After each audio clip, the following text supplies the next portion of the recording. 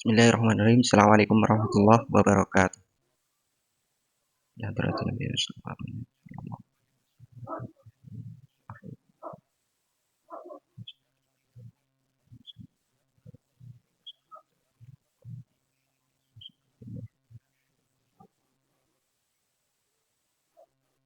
Al-Fatihah.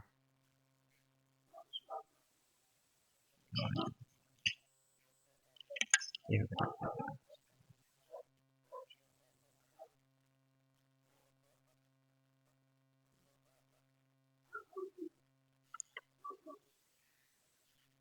insya Allah kali ini kita akan membaca, mengkaji bersama mengenai tentang tafsir Al-Baidawi atau yang disebut sebagai Anwarut Tanzil wa Asrarut Ta'wil.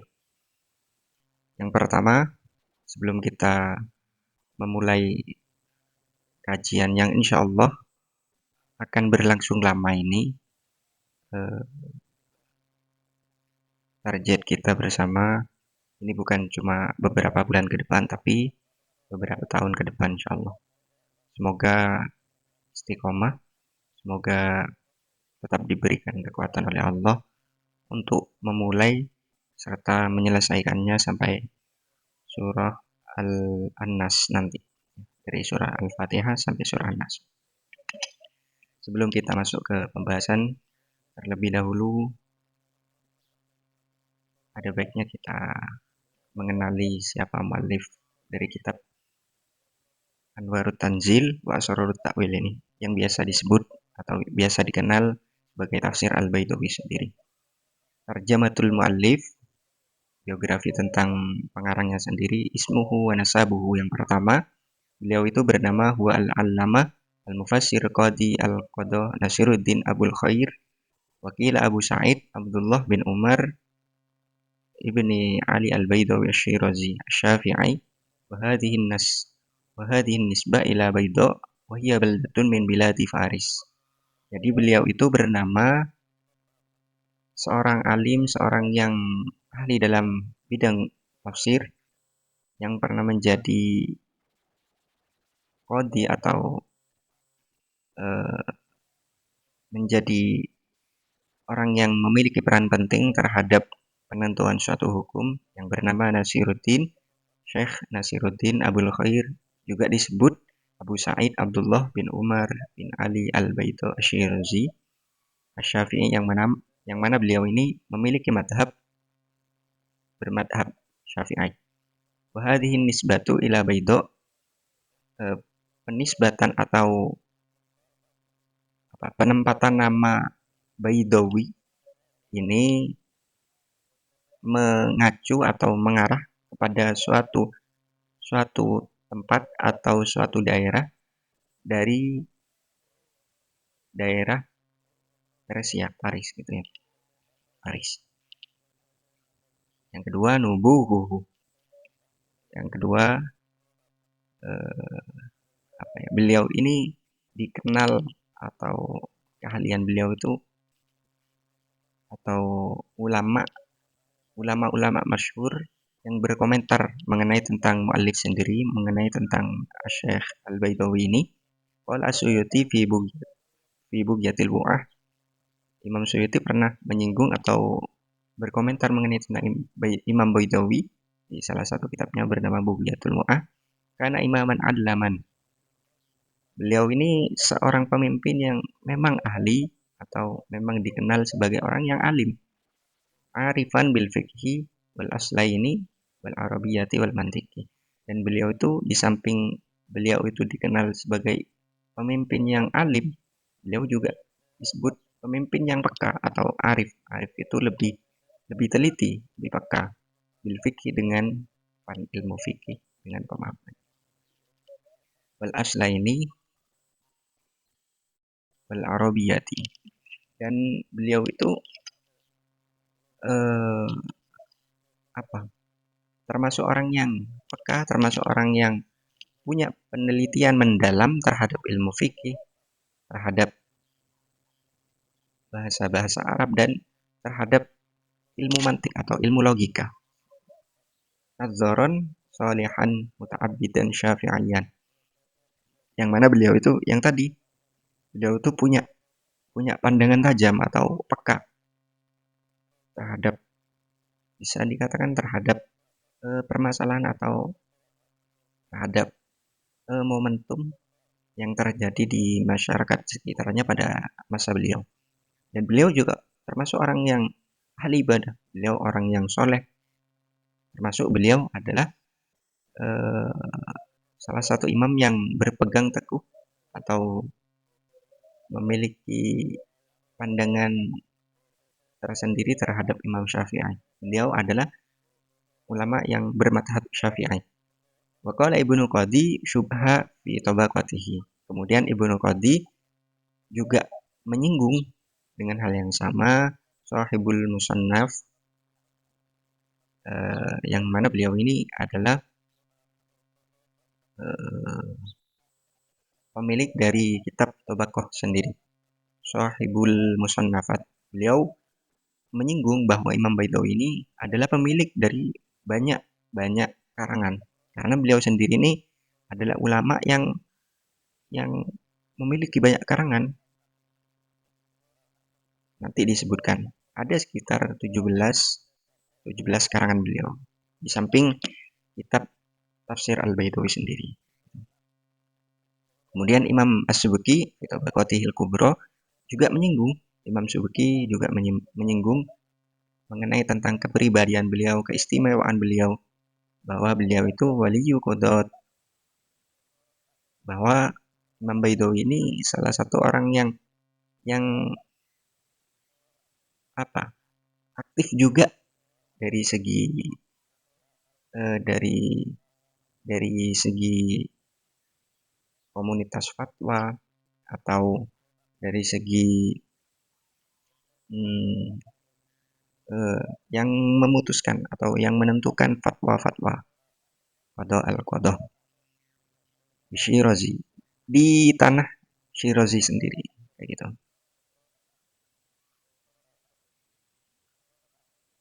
Kemudian bagian yang ketiga, sana'ul ulama alaihi, yaitu pujian ulama terhadap Imam Baidawi sendiri. Qala As-Subki, kemudian Imam Subki memuji atas Imam Baidawi sendiri, karena imaman mubarizan adzaron khairan. Yang mana Imam Baidawi ini merupakan seorang pemimpin yang teliti, yang punya kepekaan, sholihan muta'abbidan, merupakan orang yang berperilaku baik dan orang yang hamba, yang religiusnya itu bukan main-main lagi. Jadi orang yang sudah seorang pemimpin, tapi beliau masih tidak lupa bahwa status beliau itu adalah hamba. Bagaimana selayaknya hamba, beliau masih termasuk hamba yang patuh, masih menjalankan perintahnya Allah, menjauhi larangannya Allah. Gitu. Ya, termasuk melakukan kesunahan-kesunahan yang dianjurkan oleh baginda Nabi Muhammad Shallallahu Alaihi Wasallam. Qala Ibnu Habib, dan Imam Ibnu Habib juga menyebutkan wa takallama kullun minal a'immati bis sana'i ala musannafatihi, dan banyak dari beberapa imam itu memuji karangan-karangan beliau, walau lam yakun lahu ghairul minhaj, meskipun imam tersebut itu bukan bagian dari dari minhaj al-wajiz, seperti itu. Jadi banyak imam dulu memuji karangan-karangan beliau. Yang tadi itu ada sekitar berapa? 17 ya. 17 karangan, diantaranya adalah Tafsir Baidawi sendiri. Kemudian yang keempatnya, dan yang selanjutnya keempat, wa min ahammi musannafatihi, dan dari hal penting atau hal yang perlu kita ambil dari karangannya itu, atau di antara karangan yang paling penting dari karangan beliau adalah yang pertama, Kitabul Minhaj, mukhtasarun minal hasil wal misbah, syarhuhu fi usulil fiqh, wa huwa minhajul usul ila ilmil usul. Yang pertama adalah kitab Minhaj yang mengarah ke fan ilmu usul fikih. Itu Minhajul Usul ila ilmil usul. Itu yang pertama. Yang kedua, wa kitabul tawali', bahwa tawali'ul anwar fi usuliddin wa tauhid. Yang kedua adalah kitab Tawli' atau Tawali'ul Anwar. Ini mengarah kepada asas-asas agama dan mengarah kepada tauhid atau pengesaan kepada Allah Subhanahu wa taala. Kemudian yang ketiga, Anwarut Tanzil wa Asrarut Ta'wil, wa huwa ma nahwu bi sadarihil an. Jadi yang ketiga adalah Anwarut Tanzil wa Asrarut Ta'wil, yang mana yang kita pegang atau yang kita akan kaji pada pertemuan ini gitu. Jadi tafsir Baitawi itu namanya adalah sebenarnya Anwarut Tanzil wa Asrarut Ta'wil, tapi lebih dikenal sebagai tafsir Al-Baitawi. Itu yang ketiga. Kemudian yang keempat, Al-Misbah. Al-Misbah fi Usuluddin. Dan kitab Al-Misbah, yang mana Al-Misbah sendiri ini membahas tentang asas-asas tentang agama itu sendiri, yaitu agama Islam. Yang kelima, Syarhu Mukhtasar Ibnil Hajib fil Usul. Yang kelima ya, itu juga beliau memiliki karangan yang bernama Syarah ringkasan dari Imam Ibnu Hajib sendiri. Kemudian yang keenam, Syarhul Muntakhab fil Usul lil Imam Fakhruddin. Dan yang keenam, beliau itu memiliki karangan yang bernama Syarah Muntakhab fil Usul lil Imam dari Imam Fakhruddin. Kemudian karangan yang ketujuh, Syarah Al-Kafiyah Ibni Hajib fin Nahwi. Beliau juga di samping itu bukan hanya membidangi dari segi ilmu fikih, ilmu tafsir, dan lain sebagainya. Tapi beliau juga punya karangan dari segi fan ilmu nahwu. Beliau juga punya syarahnya Kafiyah dari Imam Ibnu Hajib. Kayak gitu. Kemudian yang ke-10, Lubbul Lubab fi Ilmil I'rab. Nah, beliau juga samping itu punya perhatian juga sama ilmu nahwu. Sampai beliau punya karangan namanya Lubbul Lubab fi Ilmil I'rab. Gitu. Jadi memang bayangkan tingkatan Imam Baitawi sendiri masih punya perhatian penuh ke ilmu nahwu, ke ilmu-ilmu alat yang biasanya kita kaji di pondok-pondok pesantren, yang biasanya guru-guru kita anjurkan kalau kita mau mempelajari Al-Quran, mempelajari hadis atau sabdanya Nabi, kita mau gak mau harus berangkat dari pelajaran dasar atau perangkat atau alat yang harus kita pahami terlebih dahulu, yaitu ilmu nahwu dan sorof, itu balaghah, mantik, ushul fikih, dan lain sebagainya.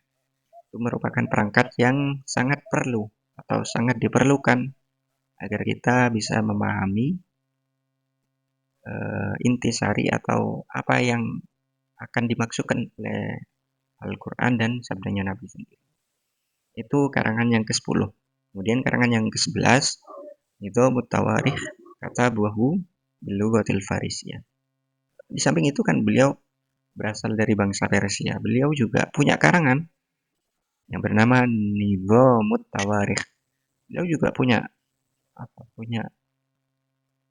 pandangan serius juga, pandangan penting mengenai tentang undang-undang sejarah atau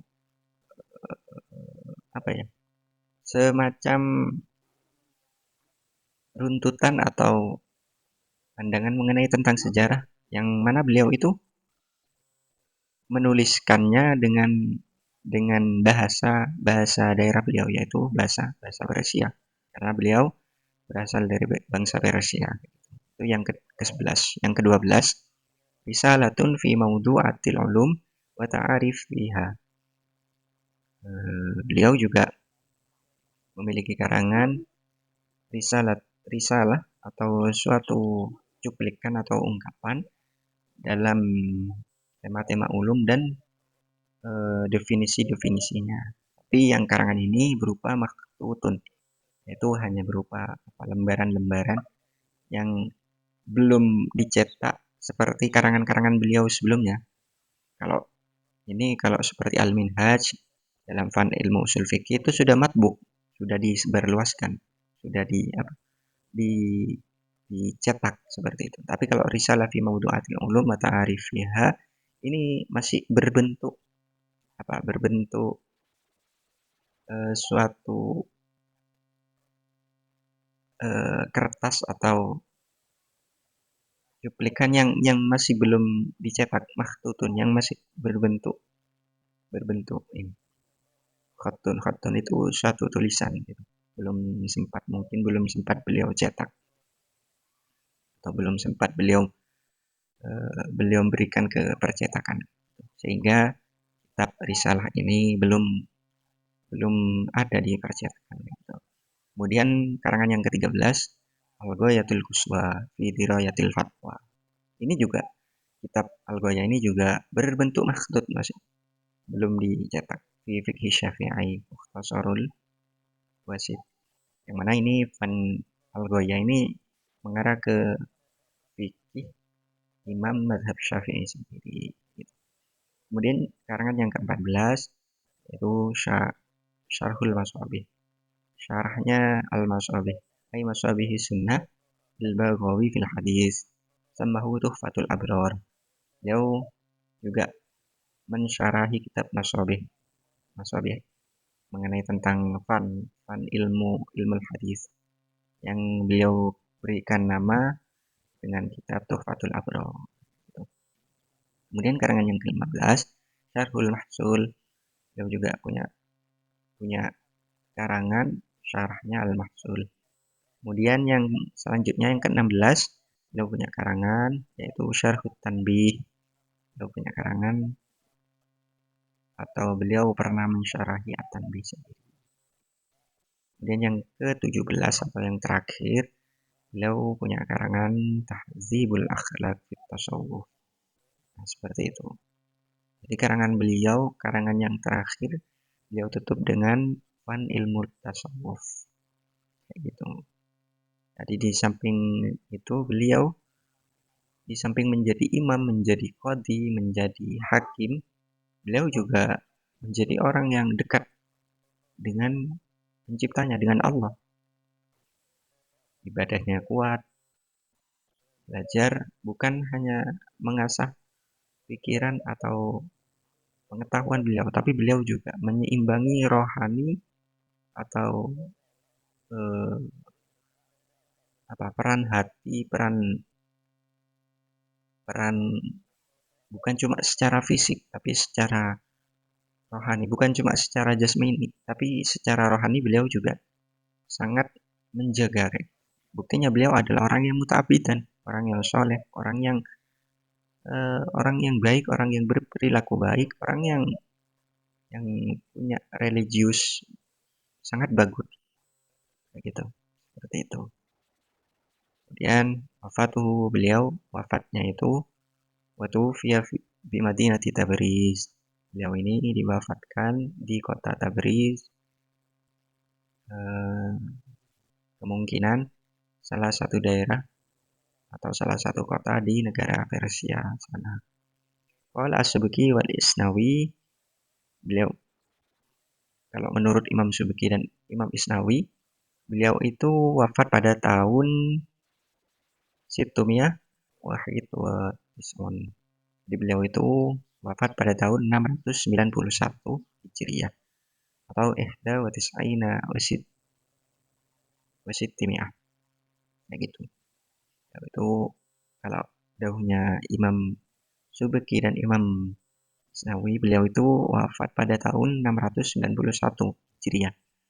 Tapi waqala Ibnu Katsir wa ghairuhu, namun Imam Ibnu Katsir sendiri dan imam-imam yang lain memiliki pendapat yang berbeda mengenai tentang wafatnya Imam Baidawi sendiri.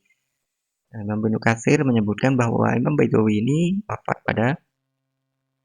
pada tahun Situmiyah wa khamsin wa tsamanin Hijriatan. Bahwa beliau itu wafat pada tahun 685 Hijriah. Seperti itu.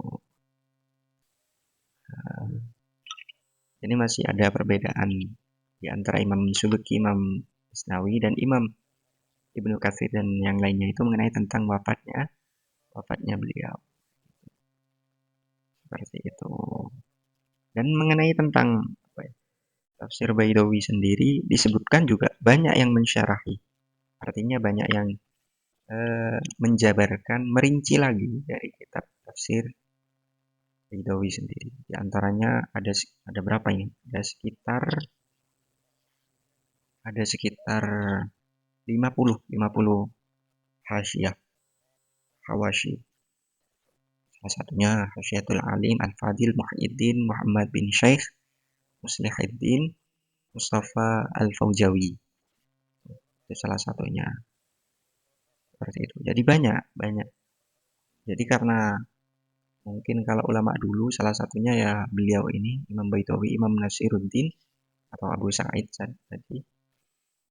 Ini di samping mengarang kitab, beliau juga tidak lupa setiap pengarangan kitab beliau bisa dipastikan beliau tidak hanya mengandalkan pengetahuan tapi juga mendahulukan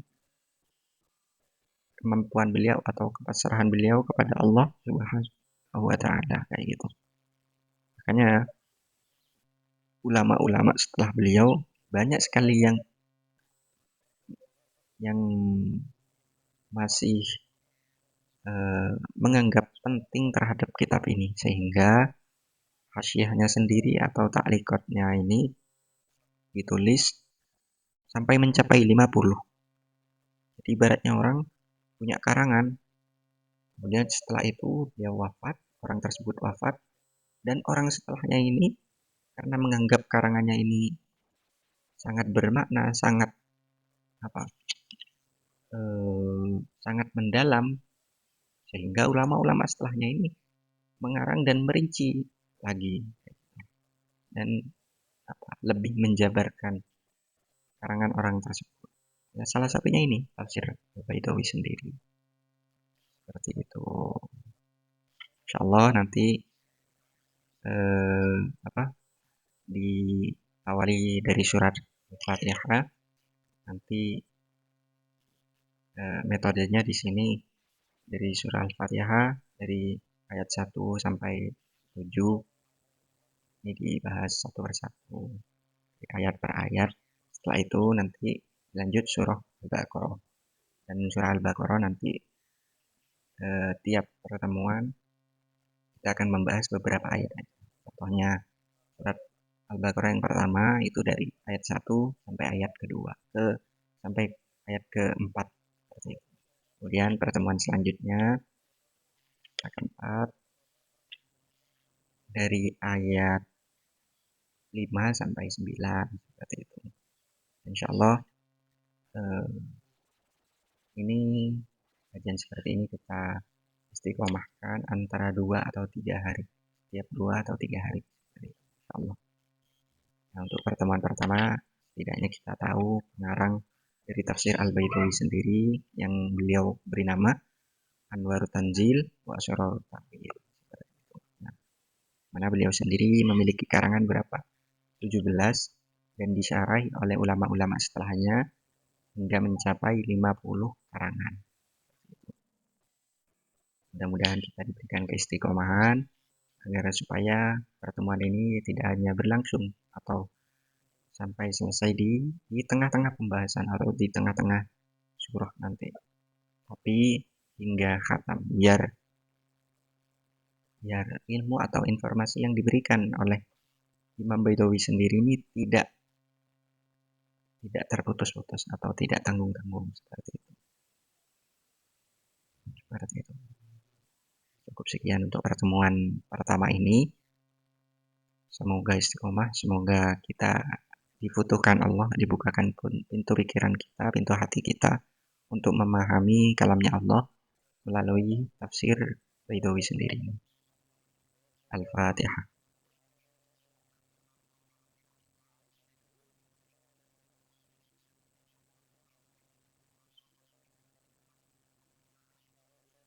ربنا انفعنا بما علمتنا رب علمنا الذي ينفعنا رب فقهنا وفقه أهلنا وقرابتي لنا في ديننا ربنا انفعنا بما علمتنا رب علمنا الذي ينفعنا رب فقهنا وفقه أهلنا وقرابتي لنا في ديننا ربنا انفعنا بما علمتنا رب علمنا الذي ينفعنا رب فقهنا وفقه أهلنا وقرابتي لنا في ديننا سبحانك اللهم وبحمدك أشهد أن لا إله إلا أنت أستغفرك وأتوب إليك. Kurang lebihnya mohon maaf dari saya. Wassalamualaikum warahmatullahi wabarakatuh.